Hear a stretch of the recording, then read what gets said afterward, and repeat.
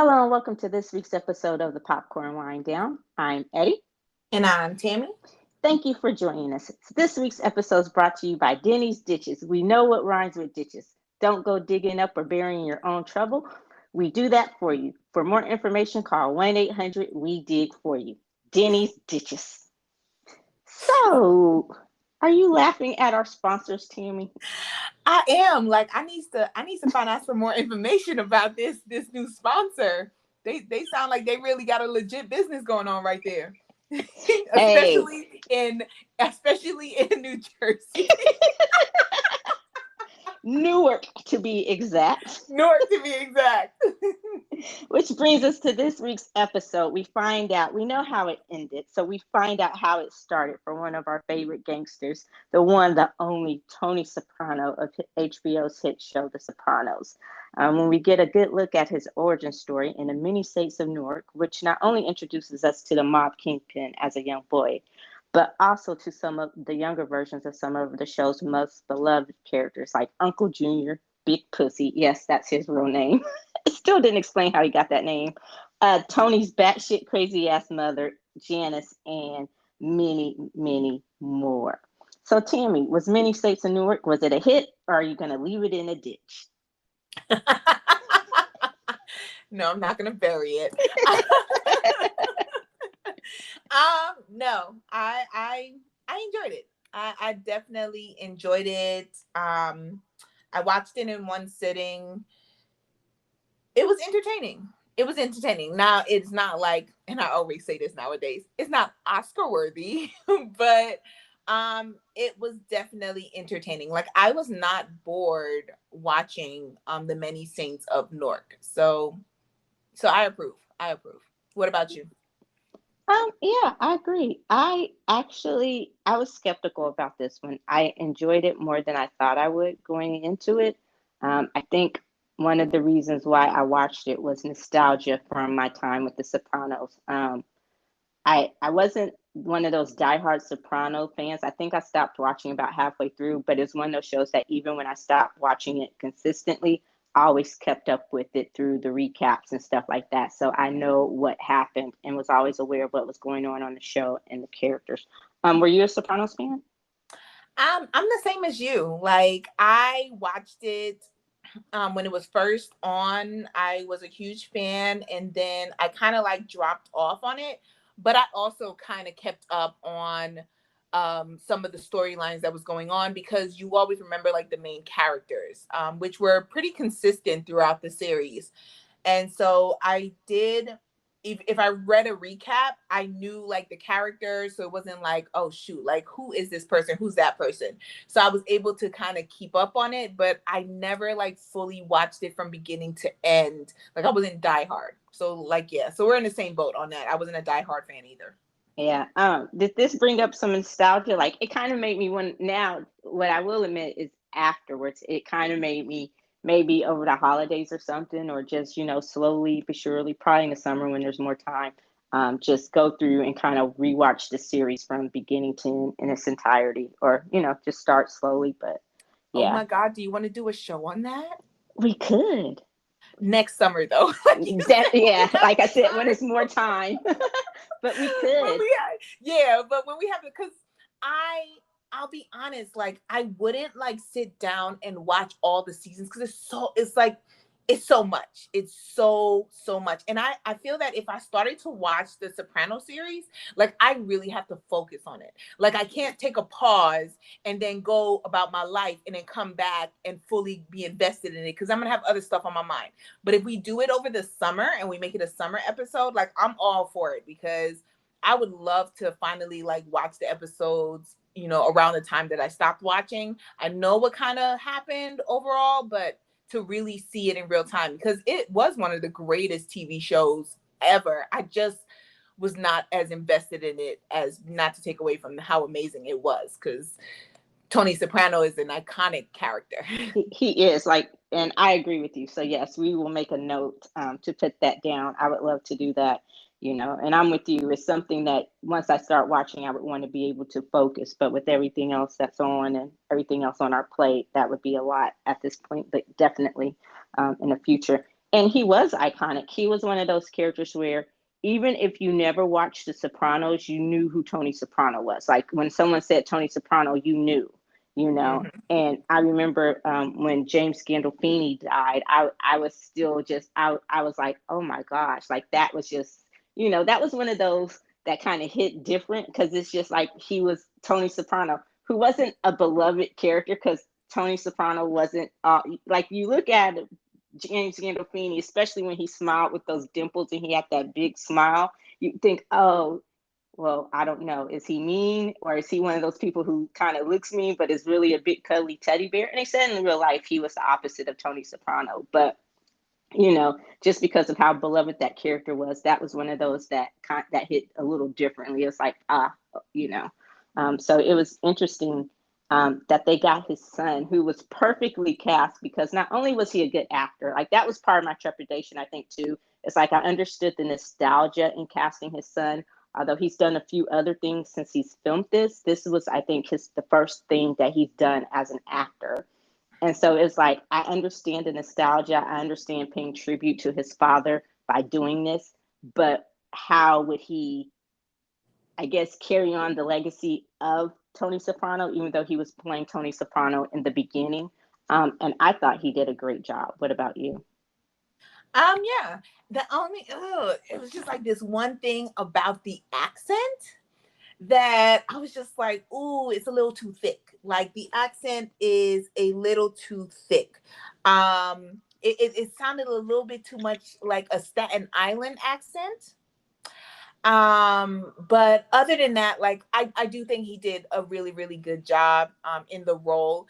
I read that in some instances he did too good of a job of being just like his father was when he played Tony Soprano, and they had to tell him to tame it down a little bit because he wasn't playing the gangster Tony Soprano, he was playing Anthony Soprano, so he had to keep that in mind in playing the role.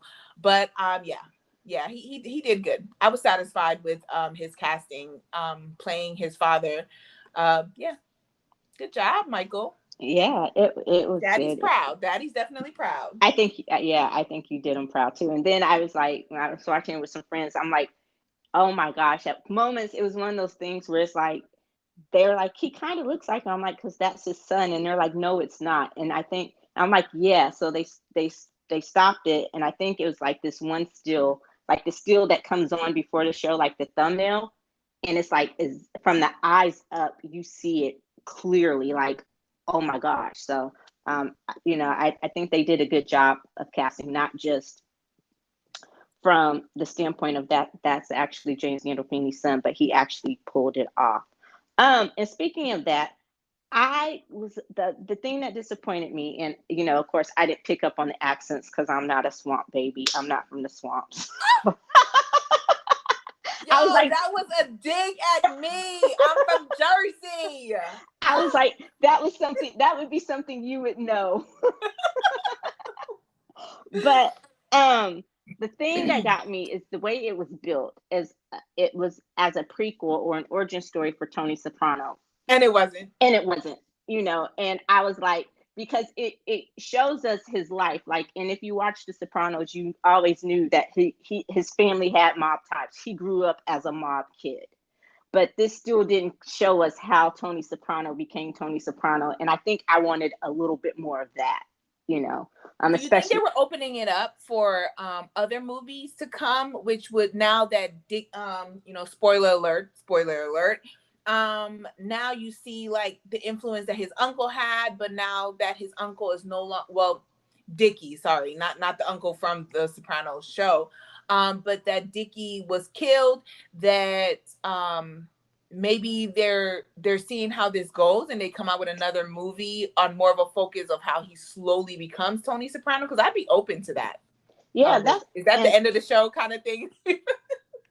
yeah, I guess My bad. we could talk about, but I mean, you know, and we could, yeah, we can talk, we can save that and talk about that, how we would be open to that. But I did write that down. So we, but it really wasn't an origin story for Tony Soprano. It was more or less about Dickie, who was Christopher's father. For Sopranos fans, Christopher from the show. And it was actually cool how they weaved Michael Imperioli back into the show, since we know Christopher bit the dust. But how he was the narrator of this movie. So it was really cool when I was like, that sounds like Michael Imperioli. And then he goes, that's my father and he killed me. And I was like, oh, that is Christopher. So that was really cool. But what did you think about Dickie? I loved Dickie. Like, he was such a conflicted character. Like, some of his actions, I'm like, I know why you're doing it. Like, okay. So here's the scene where I was like, the bitch gotta die. So when his mistress, okay, so he's cheating on his wife this whole time. His stepmother? With his father that he killed wife. But he was gangster. But when his mistress admits that she was sleeping with somebody else, and he's just like, but who was it? And she was just like, don't hurt him. And I was just like, heck no, don't promise that. You're gonna take him out. And so then he was just like, I'm not gonna promise that. I said, exactly. But then but my whole time I was like, do not tell him. Do not tell him, because that's the one thing that's keeping you alive. Do not tell him. And then when she says it, and I'm just like, come on. Like, if it was a white dude that you cheated on him with, I feel like she'd still be alive. But she cheated on him with a black dude. Yes. And that ended everything. Like, he was just like, you cheated on me with, what did he say? With that murdering nigga or something like that, he said? Yeah. And I was just like, you about to die. I said, kill her. She got to die. It's an embarrassment if anybody finds out that she cheated on you with a black dude. Like, that was my whole thought process. He was gangster. I'm sorry. I love Dickie. Yeah, like, I understood where he was coming from. I may not approve his actions, but I understood where he was coming from. Throughout the whole movie, I kept saying everyone's gonna die. I was like, you're about to die. You're gonna die.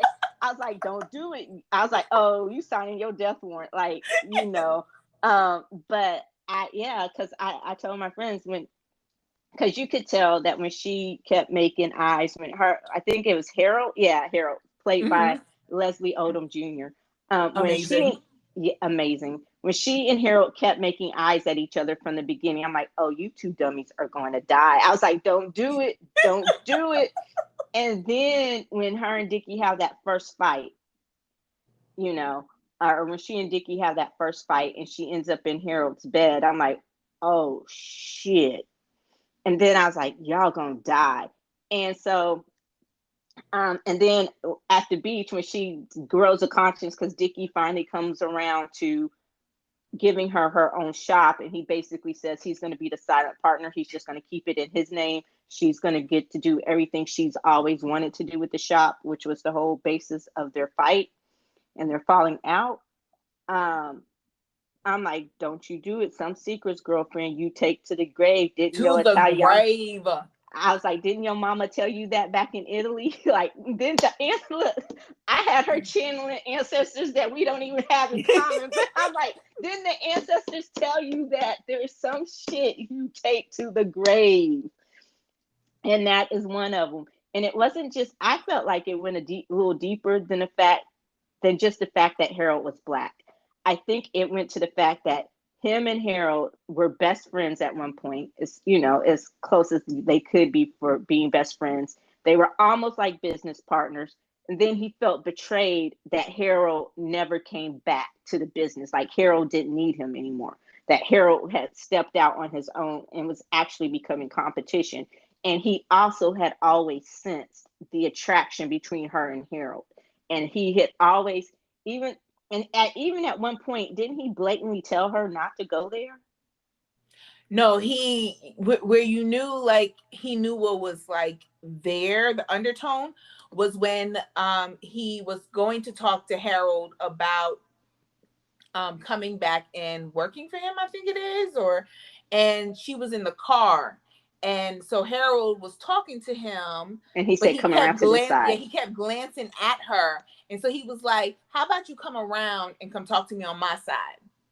And then I want to say he said something to her. Wasn't it in a restaurant when Harold walked in, and he also caught a look passing between them? And when Harold left, he's like, "You don't look at those people; they don't like it," or something like that.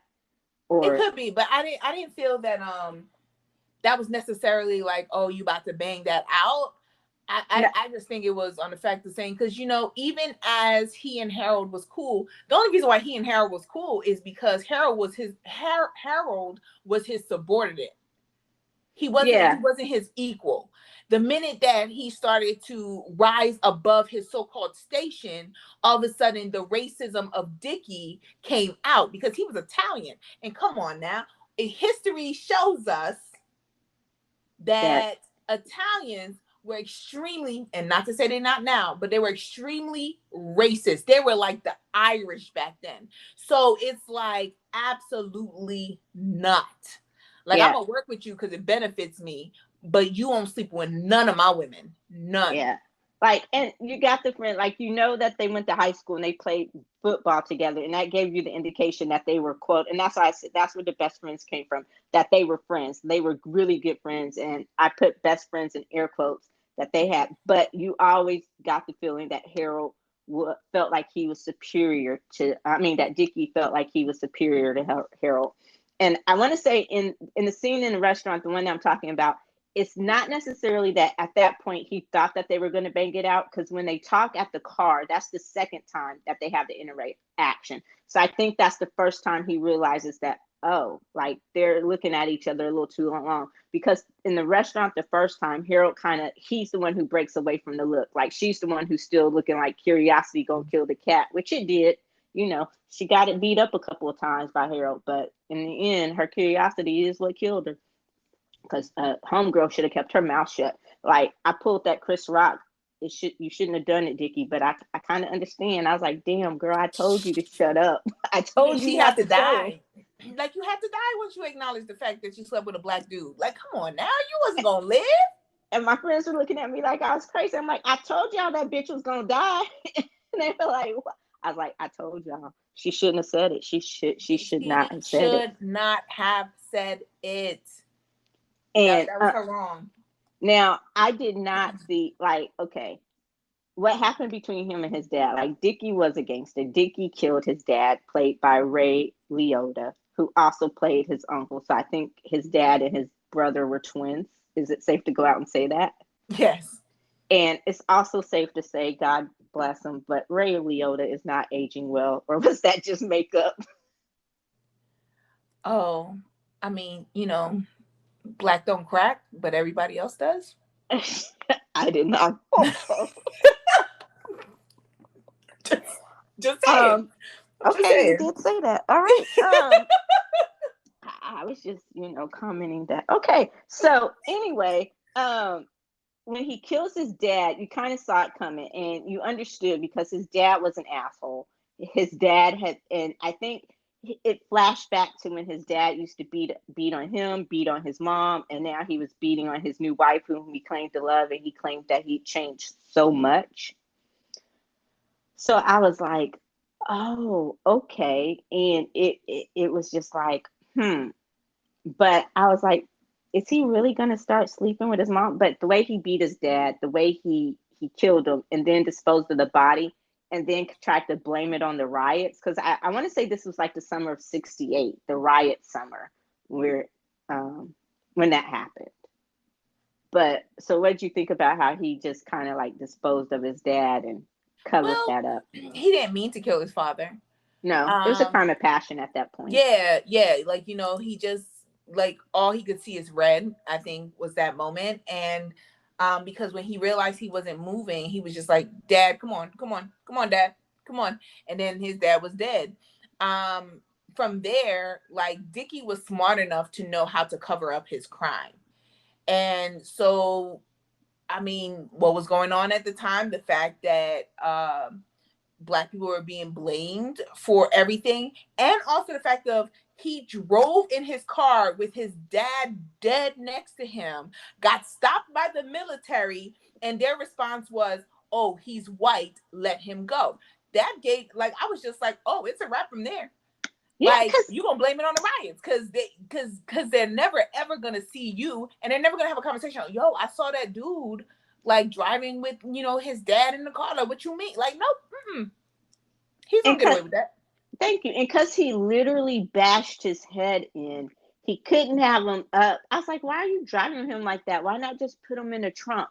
But his dad was swooped over. So I guess because, like I said, he literally bashed his head in. So if anyone would have seen it, they probably would have been looking at like skull, like Bernie Mac used to say, he bashed him to the white meat. Like that's how bad he beat his dad's head against the steering wheel. So when he was driving, his dad was like slumped over in the front seat. And I'm like, okay, do they think he's asleep? Do they think he's drunk? And then I channeled your phrase. I'm like, oh, that's that white privilege. Especially back then, because damn well that if he was not white, that would not have happened. But yeah, it was a cold cover up. Like you could have called Dickie a lot of things, and there were times when they tried to make him come across as stupid, but he was anything but stupid. Nah, he was good. He was a cold mother. He was, and he knew exactly how. Yeah. He knew exactly how to be who he was. He knew how to be a gangster. That was his lifestyle. That is who he was, and he knew what needed to be done. I mean, he was a professional criminal, if that makes sense. He was a professional criminal. So yeah. So what did you, since we were talking about him a little bit, what did you think about Harold's character? Played impeccably. I thought Leslie Odom Jr., I thought he did the damn thing. Like anyone who wants to just say that Leslie Odom Jr. is a Broadway star and that is it, they are obviously not paying attention. He's not. I remember him from, oh my God, I forgot that show called Sparkle or something like that. And he was also in The Good Wife for like a season off and on. Like he was a recurring character on The Good Wife. That probably was when I stopped watching. But yeah, so I've seen him be a good actor. So yeah, like no, I loved his character of Harold because it kind of showed the survival of Black organizations and Italians. The Irish were doing the same thing, especially like in the Boston area and the Rhode Island area as well. So just how you rise above it, or you rise in your station by kind of like seeing what they're doing, and then you're just like, I could do better. Yeah. I'm like, or how you gonna exploit my people when I can exploit my own people myself? And then my friends are like, well, once he started his numbers racket, well, how did they not end up killing him? I said, because the person that they mentioned he went to work for, the dude at the horse track in the fur coat, I said, that was a real person. I said, that was Frank Lucas, and you didn't fuck with Frank Lucas. Like, oh, wasn't that movie? Didn't Denzel play him? Yeah, in American Gangster. Oh, Frank Lucas was real. I didn't even notice that. Oh, he was shit. like, yeah, you don't mess with Frank. The Godfather problem, or back in the day, you didn't fuck with him. Mm-hmm. Like the Italians, the Irish, they didn't fuck with him. No, they were more likely to work with him than to try to mess with him. I was like, I recommended that. Ooh, and I said, nah. I was like, y'all, if you haven't watched American Gangster, you need to go check it out. Oh, like, yes, so good, so good, y'all. So I was like, well, and that was one of the things I said. David Chase, he did a great job of bringing in like a real life character to kind of give some reality as to how he could walk away, how this Black man could walk away from the Italian mob and live to tell the tale. Like once he left town, he came back, but he didn't come back unprotected, especially starting up his own racket. And so I was just, I was like, so that added a great sense of reality into how something like that could happen. Because he was protected. Because you saw when Frank said, what you want me to do? Like, you need me to handle this? And he's like, nah, I'll take care of it, but I got you. And you saw Frank give him that piece, and he's like, all right, let me know. And he's like, I'm gonna leave some people here with you just in case, but it's like, okay. So yeah, I really liked his role in it all. What about and we got to meet Uncle Junior, played by Carrie Stoll. Isn't he Jewish? Uncle Junior or Carrie Stoll? Carrie Stoll. I think so. I don't know. But, okay. So is it wrong that I find it to be so like hilarious in a that's wrong kind of way? because you know, like how like racist Italians were, like they didn't like anybody that wasn't like them. So to have a Jewish man play an Italian mobster is just like, damn. Oh yeah, they were equal. You know, especially in the mob, they were equal opportunity racists. They didn't care if you Yeah, were white. If you weren't fucking Italian, you were dead. If you if weren't, you weren't Italian and Catholic, you were them people. You were one of those yep, people. you were others. You were Yeah. the other. But yeah, Junior. Oh gosh, which is a character that I remember from The Sopranos. So, but yeah. So here's the thing. I had a question because it didn't fully like click on my head. Did Dickie ultimately die because when Junior fell, he laughed? Ultimately, yes. Okay. Because I was like, wait. Out of all the reasons why, I said, are you really killing Dickie because he laughed at you when you slipped on the stairs? I think it went a little bit deeper than that. I'm And sure it did. But the scene that I remember is like how upset he was and how he was trying to blame him for him falling until his wife was just like, he was like, it's just anything to get out of sight. You can't blame him. He was across the street when you fell. but he laughed. We all But laughed. he laughed.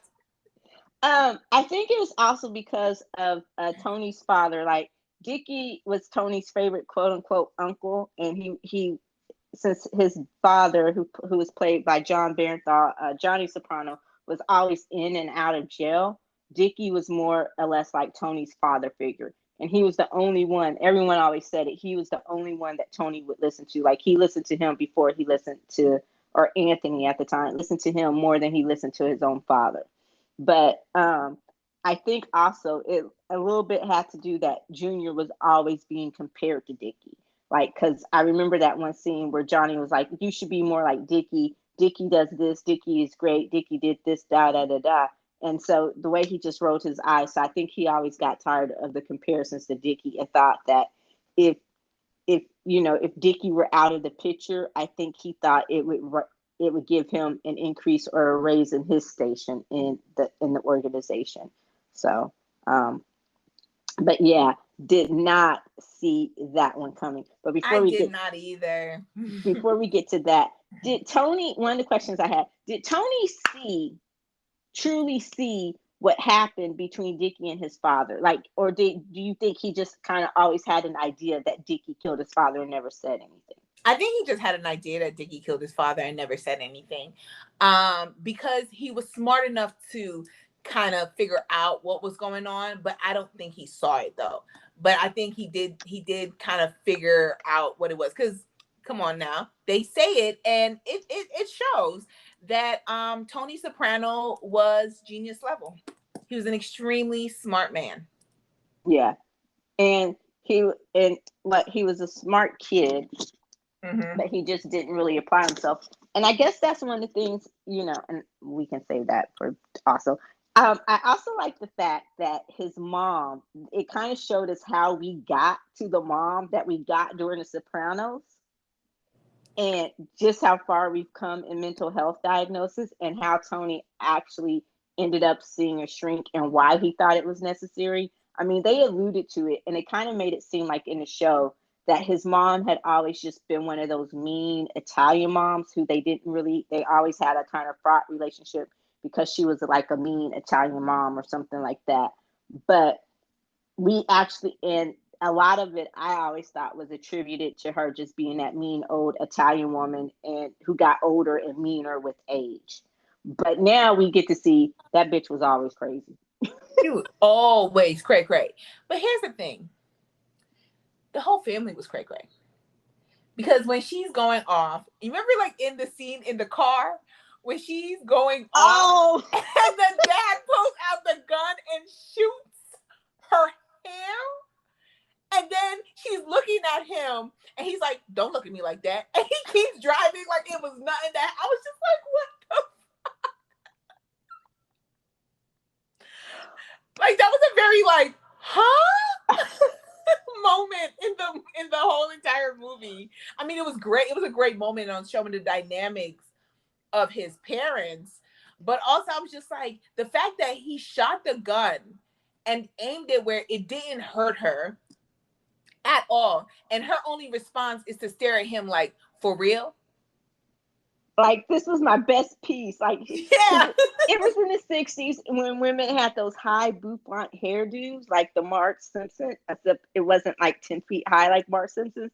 But the fact that he shut, and you know what else got me about that? Neither Tony nor Janice flinched. It was like that was a normal thing. Like, they just sat there and was just okay, okay, this is what we're doing. And then the car didn't swerve, he didn't miss a beat, he didn't pull. It's just he like, didn't pause, he didn't press on his brakes a little bit, nothing. he didn't pull over to pop a cap in her hair. He just like, and pulled then out the gun, was driving straight, popped, shot the gun and kept it moving like it was nothing. Put his gun away and kept it moving like it was nothing. And I'm just like, that's a gangster. Like that's how you get her to be quiet, to, and then she and Tony, when she made him that lunch, I forgot what, when Dickie had stopped talking to him, and I was like, and so she knew he was a little upset, and she made him that lunch, and they were having this nice conversation, and all he did was just ask about the doctor. And no, that's when the teacher was talking to him, or the counselor or somebody. Oh, that's when the counselor was talking to him. Yeah, and was basically saying what he felt and what he knew that he told the counselor about.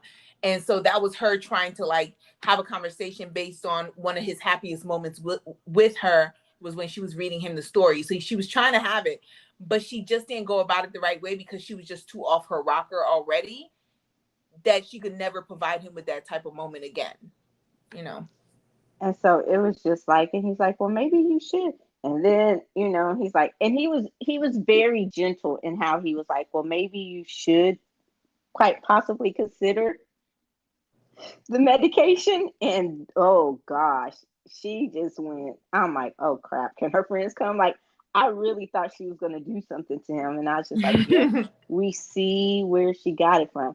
But it also didn't really explain how Janice gets to be where she is. And I guess just growing up in such an unstable environment. But Janice seemed like at the time the one who had her shit the most together, Did she? I thought she was a trouble kid. Well, she was doing all her shit on the side, and she wasn't a main enough character that they focused on it. But I just assumed she was doing all her crap on the side. Yeah. Then when her dad came home from prison and he's like, go take that off. And I was like, and then he was like, you heard what I said, go take it off. And I was just like, oh gosh, okay, so it is that family. And then we talked about a little bit earlier, the white flight. We saw it in action when he was like, why didn't you tell me they moved in on the block? He acted like the whole neighborhood had gone to hell because you had one black family had moved in, and everybody seemed to like them. No one had a problem with it. They're nice people. Wasn't the dad a doctor or something? Yeah. And he was like, how dare you let those people move in on my block? And then the next thing you know, they move out into the suburbs. Literally the next day, they were packing up and moving. I was just like, oh shit. So, all right. Now, I guess, what did you think about how Dickie reacted to Tony, or what his uncle told him he should do about Tony? I agreed. I thought it was a good advice, and the fact that I was surprised that he actually followed the advice of if you want to save him, then you need to cut him off. The only thing is that the guy shows him that if you cut him off, you're the sanest one out of his family of gangsters. So if you could cut him off from all his gangsters, then you could save him. But just cutting him off from the sanest one is where it went wrong. And so I was in first agreement with what the uncle told him on, you want to really do something for him, then you need to leave him alone. You need to completely be out of his life. I was fine with that until I realized the crazies were in his direct family. not Dickie. So like him becoming the gangster that he ultimately becomes would not be because of Dickie. It would be more because of who his father and his uncle and the people that surrounded him were, which would ultimately push him to be who he is. So at first I was okay with it, and then I was just like, ah, shit. Yeah, he gonna need Dickie back. And then Dickie was like, oh, tell him to be here. And then Dickie got killed by his uncle. Yeah. I agree with what his uncle told him in prison. I agree. I just didn't like the way he went about it. And He I didn't have a thought, conversation with him first. yeah. And I thought maybe that was what the breakfast was going to be about, was him taking the other dude's advice. I forgot who he was talking to. I think it was Polly. Was it Polly that he was talking to? I have no idea. Okay, well, whoever he was talking to that night when they were putting the presents in the car, and he was explaining to him, I understand what you're doing, like you said, but you might be going about it the wrong way. I didn't get the sense that he was going to go back on what he was doing. I think he was going to kind of explain to him, because before we figured out what happened to his uncle, I thought that I was like, oh, so that's what's going to be what turns him. Is the fact that his uncle, in trying to push him out of the life, actually pulls him. That's the thing that pulls him into it, because now the only influence he has is his father. And so I was like, okay, but I was like, okay, I got it. I just didn't agree with the way he went about it, but I understood it. And I'm with you. I'm also surprised that he took his advice, because he was, but it maybe shouldn't have surprised us, because he was always trying to make penance after, and his uncle was after he drowned his girlfriend. mistress. Yeah, his uncle always knew. He's like, oh, there's a lot of accidents that happen around you. And I was like, are you a fucking serial killer? But so his uncle always knew, and I did like his uncle. I loved Ray Liotta as his uncle, and just the way he was talking to him. And then when his uncle was in jail, he asked him, he's like, okay, I forgot which Miles Davis CD it was that he wanted. I think it was The Return of Cool, or album at the time. They were straight up vinyl. And so he was like, bring me The Return of Cool. And then he brings him like all these other people. And he's like, this isn't jazz. Take this back. I just want this. He was like, his Miles or nobody. But, okay. So before we get to the big cliffhanger, which we've kind of already spoiled, it got to the point where I was like, okay, I thought it was, and I guess we kind of saw it. It was teased in a bar scene where it was going to be Harold or Dickie. And that's who I thought, because I saw the car, that gold car. I saw it go by the block like a couple of times when he was talking to the guy putting presents in the car. And I'm like, is that Harold and his people? And that's who I thought it was going to be. At first, I thought Harold was going to die. And I was like, okay. I was like, because after he killed the mistress, I thought he was just going to go hunt down Harold. But then at the end, when it was focusing on him, I said, oh, he's going to be the one that eats it. And then I thought it was going to be Harold. I did not see Junior coming. Me either. I did see the gold car as well, drive by a couple times. Like I thought it was going to be like a drive-by shooting. But it just never came. So I guess that was is that called a red herring? Mm-hmm. Yeah. So I guess that was just a red herring they wanted you to focus on that. So you didn't see it coming when Dickie was finally killed. But I did not realize that it was going to be the uncle. And I was just like, all because he laughed at you tripping. Cool. Yeah. And when Junior went across to the phone booth, I just thought someone was calling Junior to tell them that Dickie had died. I didn't know someone was calling to confirm that they had done the job and you need to transfer my money. Like, exactly. So I was just like, wow. And I guess now that takes us to, from that point, like you said, it was billed as a Tony Soprano prequel, but it really wasn't. So now, yes, I would love to either see a prequel series or another movie. And they could honestly do the movie just on HBO Max. I don't know if it would have to be, in the big movie theaters, but to show us truly how Tony Soprano became, how how he went from being Anthony Soprano, the guy who wasn't very great at football or who wasn't good enough to go to college in football, um, how he became Tony Soprano, the mob kingpin. I mean, yeah, they can just do one more, like, if they could just do like one more TV movie, just release it on HBO Max. It could be like a special edition or something like that. Just to show how he really becomes Tony Soprano. Because like you said, like this movie was about Dickie. Like the actor didn't even realize that he was the main character of the movie until they started taping the movie, is when the actor who played Dickie realized, oh shoot, I'm the star of the movie, not Michael Gandolfini. So yeah, I would like one more film just to kind of see how he gets to the point where he becomes Tony Soprano rather than Anthony Soprano. Yeah, like because at the point, like I guess the things that were supposed to kind of give us hints as to who he was, I just kind of took that as him being a little punk kid who knew he could get away with a lot because of the neighborhood and who his family was. But I didn't really see that as him being. I didn't really see that as an introduction to being a full-on gangster, because we all know kids who are assholes and when they're younger and when they're teens, and then they change. And then you could kind of see how the callous like really show us how his uncle's death affected him and how that kind of helps transition him into being, the mob, the great Tony Soprano, the mob kingpin with a heart of, would we call it a heart of gold, or maybe Fuck just no.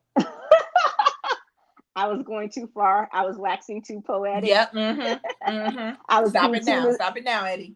I was being too nostalgic. I loved his character too, but there ain't no heart of gold there. Okay. With the gold ring, who wanted you to kiss his gold ring? Can we say that much? He did have gold rings. Yes. Okay. So are there any other? Who is your favorite character? Dickie. Dickie. I like Dickie. I'd have to go with either Dickie or Harold. I liked Harold too. I really did. I could even do with a series or a prequel about Harold because I thought he was just so fascinating. Like that was he was awesome. So I liked him. I did love Dickie.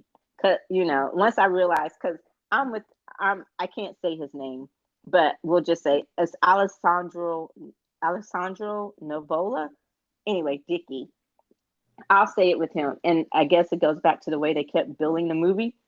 I didn't realize he was going to be the main character either. So I was like, oh, this movie's about Dickie. Mm-hmm. And it was like, and I'm okay with that. Like, I was really okay with that. So, do you have any other plot points or characters you want to talk about before we? No, let's rate it. How many popcorns? I'm going to give it 3.5 popcorns. I really, really loved it. And I was gonna give it a 4, but just because I think they did a bad job of kind of marketing it as a Tony Soprano thing. So I really wanted to see more about how he becomes who he is. So that's one thread that I want them that's one big loose end I want them to tie up. But other than that, I loved it. I highly recommend it. It's a good movie. And it's a great thing. Did you feel like you were missing anything by not seeing it in the theater and watching it on HBO Max? Nope. I didn't either. And that's not just because it was during the pandemic. I think, honestly, it would have been better served to be just an HBO Max movie. And that's not taking away from anything from it at all. But it just felt like one of those home movies. Okay. So what are you rating it? I'm going to rate it at 3 popcorns. Mm-hmm. 3 solid popcorns. It was good. I was entertained. I enjoyed it. I also agree on the marketing. I understood why they did it though.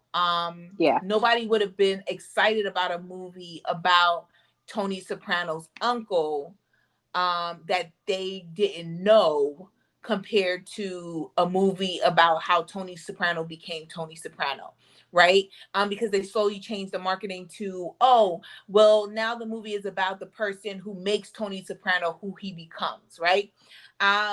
So I definitely enjoy it. I would recommend it to anybody. Now, here's my one disclaimer. If you are thinking that watching this movie is going to be like a full gangster movie, it is not. If you're thinking it's a mob movie, it is not. If you're thinking that it's going to be a whole bunch of violence going on, there is not. But the storyline is really good. The acting is good. Like, it's a good movie. But if you're thinking that this is going to be a movie like how the Soprano series is, you will be disappointed. So do not go in to this thinking that that is what this movie is about. But it's great. Like, you will enjoy it from beginning to end. You will be completely invested in the characters. But do not go in with the misconception that is it's a Soprano movie, because it is not. Yeah, and it's not The Godfather. It's not, it's not the mob movie that you would think it is. It's not a lot of shootouts and all of that kind of stuff. And it's a character builder. It's more of a character driven story, and it's really, really good. So, well, I guess that does it for this week's episode of the Popcorn Wind Down. Please be sure to listen, like, follow, and comment on Apple Podcasts, Google Podcasts, and or Spotify Podcasts. You can also keep up to date on the latest in entertainment and pop culture news, as well as other amazing kernels of pop culture goodness at the popcornwinddown.com. That's it. That's the plug. Pop, pop, pop, pop. I'm going to leave it at that because, we've been talking gangsters this week, and I feel like Tammy channeled her inner gangster, and I don't want her trying to shoot me through the internet or nothing. When I mentioned the fact that I still don't have my popcorn sound effect, but that's okay. See, she did it anyway. Like, I tell you, we got that sponsor. I may have to call them, y'all. Denny's Ditches. Yeah, big shout out to Denny's Ditches, because we know what rhymes with ditches, huh? Well, I wonder who's going to be sponsoring us next week when we finally get to discuss Daniel Craig's last turn as the legendary James Bond in No Time to Die. I think this was my most anticipated movie of fall, was it not? Yeah. Yes, it was the one thing that there was no negotiation on. So yeah. This was it, and I cannot wait. Are you excited? I am very much excited. Yeah. So join us next week to talk about Daniel Craig's swan song as James Bond, No Time to Die. And until then, I'm Eddie. And I'm Tammy. Bye. Bye.